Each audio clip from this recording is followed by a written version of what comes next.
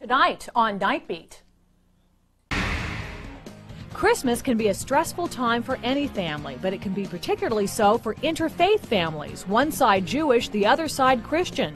Tonight, how families with two separate religious heritages can find some common ground.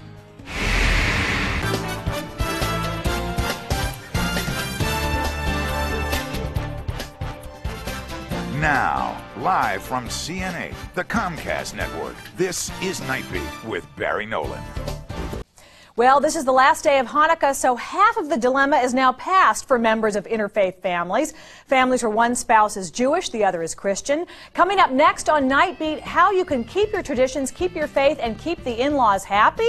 We want to hear from you. Are you a member of an interfaith marriage? How did you handle Hanukkah? How do you plan to handle Christmas? Do you need some advice? Give us a call at 1-800-755-5690. Or to send an email, log on to cna.tv/NiteBeat and click on the Email the Show icon.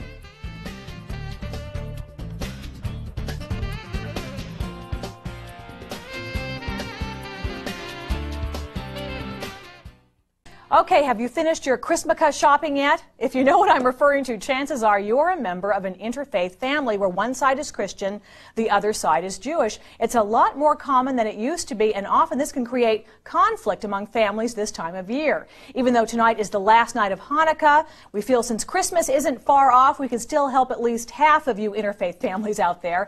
With us tonight to help those families deal with the conflict is Ed Case. He is the publisher of InterfaithFamily.com, based in Newton, Massachusetts. Welcome, Ed, to our show. Thank you, Sarah. What exactly is Interfaith.com, first of all? We are a nonprofit organization. Our tagline actually is encouraging Jewish choices. So what we do is, our mission is to encourage interfaith families where one partner is Jewish to get involved in Jewish life. We're not heavy-handed about it. We don't proselytize. We just are trying to invite people in and basically saying, try it and we hope you'll like it. And we're also advocating to have the Jewish community be a little more welcoming to interfaith families than it is. Well, I think that's a good point to make. You know, this is a part of my family. My cousin Michael is married to a woman who is Jewish. They've raised their daughter in the Jewish faith. But my aunt loves to have big Christmas gatherings. And so it's created a bit of tension. They've worked it out, but they really had to sit down and talk about it. Is this a big problem? Well, I think in the past it's been more of a problem, and I think that as time goes on it's getting less and less. Interestingly, we did an online survey recently of interfaith families, and we found that despite the notion that it's a big time of angst, that most of the families said that they looked forward to the holidays quite eagerly, and that they've worked out their differences. Oh, well, that's good to hear. Right. So it's on the road to improving. I think it is. But if there are problems, what kind of things are you seeing? Can you give me specifics about this time of year? Well, I think that traditionally a lot of Jews have been uncomfortable with Christmas and with Christmas trees.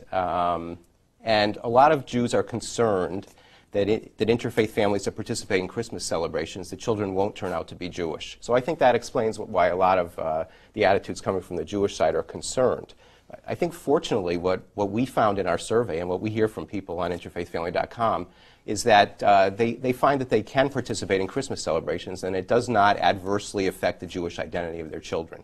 Are you involved in an interfaith situation? Is this why you... What is your personal experience? That's a hard question for me to answer because for 30 years I was intermarried until 2 months ago when my wife my wife converted 2 years ago. Oh, she did. Yes, okay. So once someone converts, then you really don't have an intermarriage. Although I still have my very dear mother and father-in-law who are not Jewish, and we go in my family we have always gone and celebrated Christmas with them, and we'll continue to do that. Do you have a Christmas tree at home ever? We do not have a Christmas tree at home. In our survey, we found that 53% of the people who answered did have a tree at home. About 25% of them were uncomfortable with it, but they still had it. So I think when couples are in conflict about it, then I think that they work it out. You know, I do want to say something. I see. I don't know whether your viewers can see what I can see here in the studio, the Happy and Merry Christmaka. Yeah.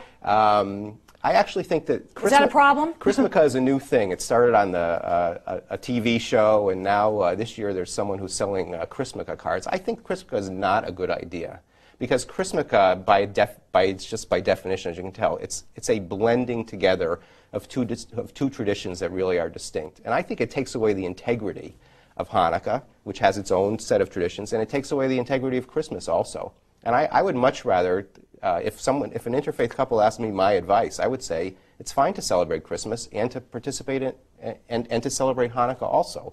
Better to keep things straight, explain to children which holiday is theirs, which they're helping their relatives to celebrate, and do it that way rather than mush everything together. Point well taken. I think that may, and we'll change this right now. Let's take this down. We want to go over, you have 8 tips for us, which I think are very important to go through, if you don't mind.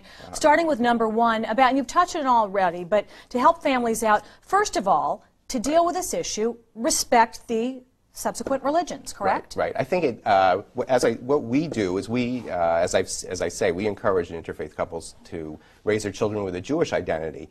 We don't say they have to, or it's that they should, or it's the best. It's just what we encourage them to do. But to do that successfully, you can't hide the background of the other parent. So what people report to us works well for them is that they explain to their children, this is mom or dad's tradition. We participate in it. We respect it. We love them. We learn about it, and we help them with their tradition.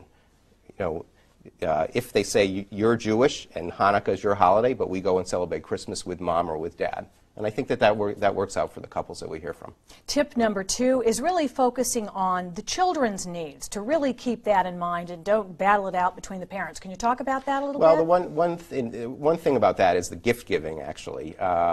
And what we think, although we don't hold ourselves out as experts on all aspects of child raising, but there's a lot of materialism about both Christmas and Hanukkah. Traditionally was not a holiday where many presents were given, and it really developed into that kind of in competition with Christmas, which is not an altogether fortunate development. But we think what children really like is family time and being together with their parents, and that's the thing to emphasize. That's what's most important. Right. All right, tip number 3. Now, this is an issue that I think my niece faced with the Christmas carols, singing Christmas carols, and she's Jewish and felt kind of uncomfortable, feeling like she had to do that at school. What is your take on this in tip number 3? Yeah, I think that parents have to decide what their position is. I think a reasonable position to take is that, and to explain to children, it's okay, if they're Jewish in particular, it's okay to sing Christmas music. It doesn't mean you're betraying your identity. If you're not comfortable singing particularly religious words in Christmas carols, then you ought not to do it. And parents, I think, should offer to help their children deal with teachers or choir directors or whoever they have to deal with. I think it's good communication is what you're saying. Yes. Talk to them. Tell them how you feel about that. Right. And giving presents is a personal decision. There is no right or wrong answer. Tip number 4. Go through that for me. Well, the question is, should people give Hanukkah presents to children and not Christmas presents to children who are being raised as Jews, or vice versa? And I really think parents should just decide what they want to do about it, and it's not such a big deal. We hear all kinds of things. We hear people saying that they have a Hanukkah bush, which personally I don't think is a great idea, again, because it's kind of mushing things together. We hear, we have one writer for our web magazine who says that he tells his children who are Jewish that Santa brings them Hanukkah presents on Christmas because he knows they're Jewish. I think that's, I won't condemn anything, but I think that's kind of mixed up a little bit. Blurring the lines a little bit. Yeah, if parents, they can wrap a present in Hanukkah paper, they can wrap it in Christmas paper, and they can say, we're giving you a Christmas present because it's our holiday and we'd like you to share in it, or they can give them a Hanukkah present and say, that's your holiday. Now, tip number 5, I think you touched on, have a long talk about a Christmas tree. How do you resolve that? I just think that people, it can be resolved. Some people give up a Christmas tree and find they can't live without it, and they bring it back into their home. Other people, one of my favorite stories is a couple that were negotiating before they got married, and the woman was insisting that she had to have a Christmas tree. The man said, I can't have a Christmas tree, and he finally said, I love you so much. If we have to have a Christmas tree, we'll have it. At which point she said, okay, then I don't need a Christmas tree. I mean, because it may not have happened so quickly, but it's a process of couples negotiating, compromising, and respecting each other. And then I think that whether or not they have a tree is not such a big deal. Now let's go through the net. We don't have much time left. Number 6, live religiously all year. Number 7 is be willing to change your mind. If, as things change over the years, you might want to add one tradition or another. And tip number 8, develop new family traditions. Talk about that, Ed. Well, some families go and do social action work, particularly families that are involved Jewishly go and do social action work on Christmas and sort of relieve their neighbors so that they don't have to work on the holidays or go work in soup kitchens or something like that. There's a Jewish holiday called Sukkot where people build, it's hard to explain, but people build booths with leaves and trees. And one of my favorite stories is someone who who had been Christian and used her Christmas lights to decorate her sukkah, for example. So there are all kinds of things that people can do to continue something and to adapt it and work things out. All right, so I'm not going to say Happy Christmaka to you. Good. All right. Merry Christmas, Happy Hanukkah, Happy Holidays, and thanks for being with us. Thank you very much for having me. Okay.